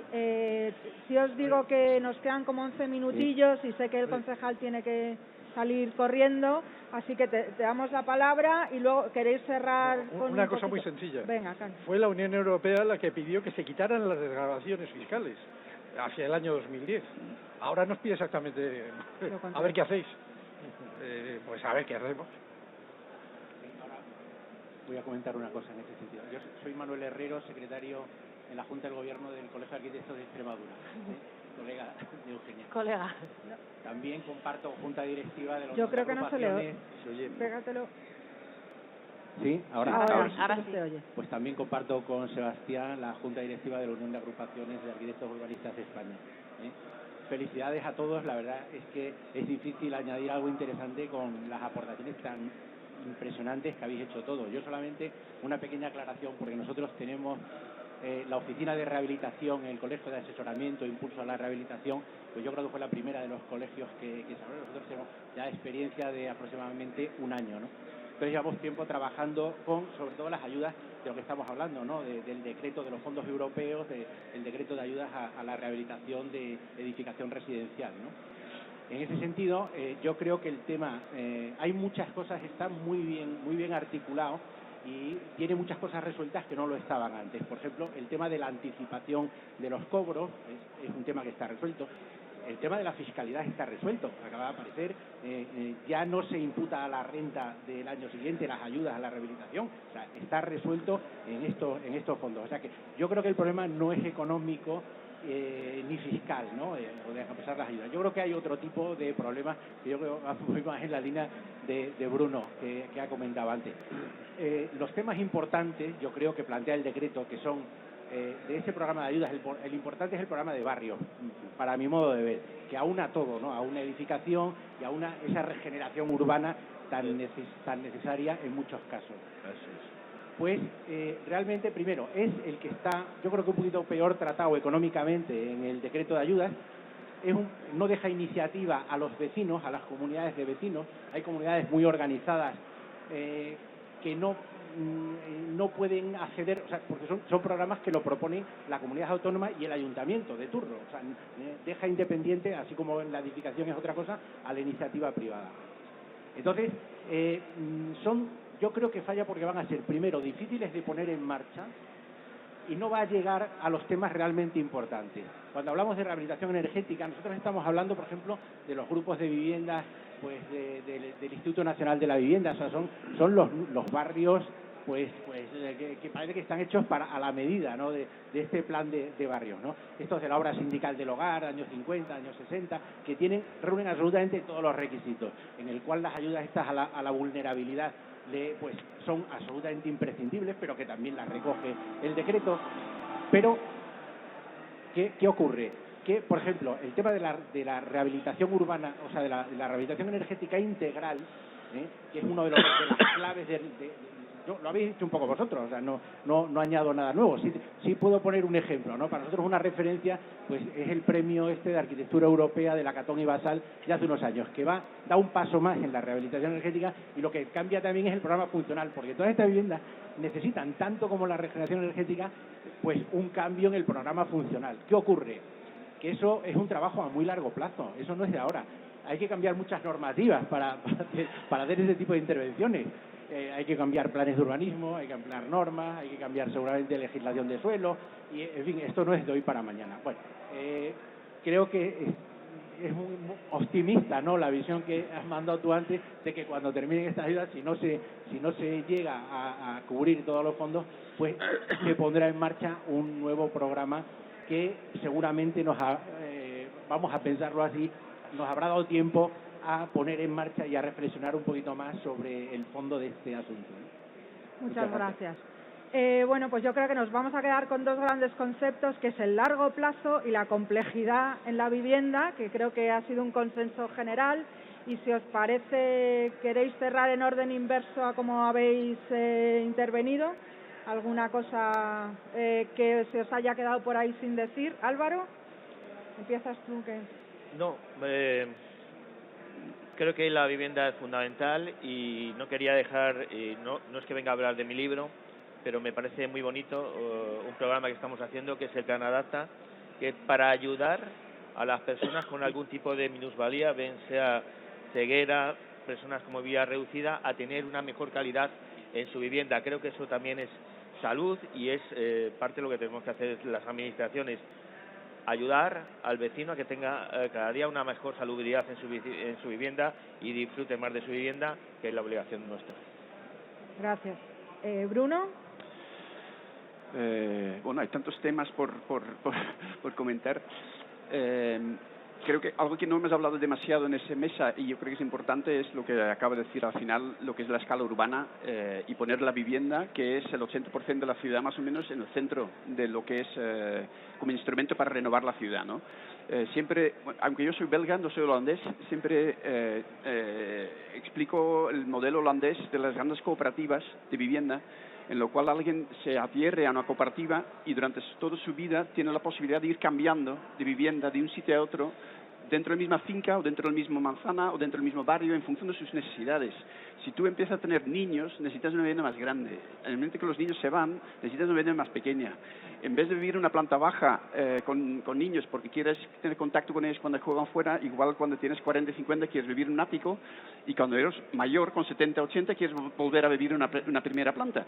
Esa flexibilidad en lo cual desvinculas propiedad de uso de vivienda y piensas a largo plazo y la gestiones desde la gran escala, es una de las cosas que me gustaría realmente ver introducido en más países, ¿no? No es fácil porque requiere muchísimo tiempo, pero entender los modelos idealistas o existentes, pero que pueden ser un ejemplo y ver cómo lo podemos traer hacia nuestra realidad y ver cómo podemos transformar las cosas junto con los vecinos, porque es importantísimo. Que hemos aprendido con las IDUSIs de trabajar muchísimo con lo que es la gente en el barrio. Yo creo que es enseñar, capacitar, pensar sobre un modelo a largo plazo, pero a escala urbana. Yo creo que es importantísimo para los próximos años. Muchas gracias. Pedro. Sí, bueno, por recalcar una idea. En vivienda no hay soluciones mágicas. No hay magia. La política de vivienda tiene que ser la de la hormiguita. La de inversión pública, sostenida, con planteamientos claros y con consensos sociales básicos.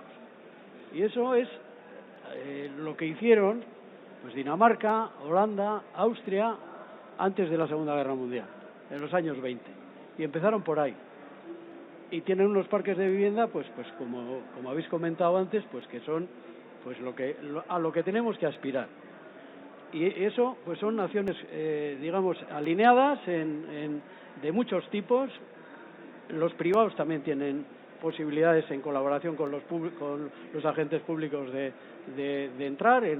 Ahora el alquiler, el Build to Rent, con patrocinio y con apoyo de la Administración, por ejemplo, es una medida que puede incrementar el parque de alquiler asequible sin necesidad de que sea alquiler social, que dé buena respuesta a mucha demanda que hay. O sea, hay muchas fórmulas, pero tenerlo claro y tenerlo alineado. Es simplemente reforzar ese concepto. Muchas gracias. David.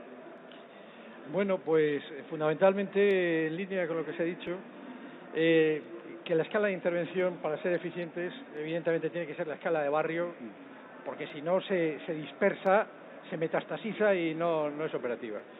Entonces ahí resulta clave la relación que exista entre la necesidad del usuario y la capacidad del proyectista pedagógica a la hora de acceder al conocimiento y a la práctica. Entonces esto es clave porque es lo que dará la viabilidad en el tiempo. Si no, los programas nacen desarraigados y entonces no funcionan. Y ya finalmente, una alusión que sería ya otro debate que no hay que olvidar, es que no necesariamente las tipologías requieren sistemáticamente la protección. Habrá casos, y en Cataluña en esto son mucho más flexibles, en los cuales a veces no se puede o no se debe rehabilitar determinada zona o determinado edificio por el hecho de que tenga cierta antigüedad o lo que sea. Yo he visto cosas muy raras, que de repente por salvar una edificación sin especial trascendencia se han conservado todos los muros de fachada y ha habido que hacer cimentaciones, refuerzos de cimentación con micropilotaje y todo esto. Y bueno, es una locura. Y luego te dicen, si lo llegamos a saber, no lo hacemos así. Bueno, pues eso hay que pensarlo antes. Gracias. Pues cierras tú, Eugenia. Vale, bueno, pues nosotros los arquitectos en la edificación y el urbanismo lo que queremos es seguir mejorando las ciudades y las viviendas de los ciudadanos, servir a los ciudadanos y desde el Colegio de Arquitectos, en nuestro caso, pues poder ayudar a todos los arquitectos que quieren hacer estas mejoras y estos proyectos nuevos sin olvidar ningún criterio y ayudar al ciudadano para que esto se pueda producir. Bueno, pues con una precisión casi suiza, Sony 29, muchísimas gracias a todos por estar ahí, sobre todo a los ponentes, y tenéis ahora una sesión, como hay un cuarto de hora de desfase porque hay un hueco no sé si queréis descansar un poquito, o Paco, Javi, o qué. Yo te cedo los mandos.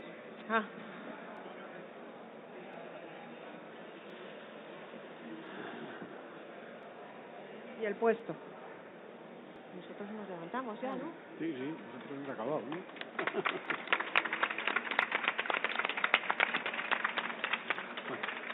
No sé si hacer una Pues foto abrir, de grupo. gracias.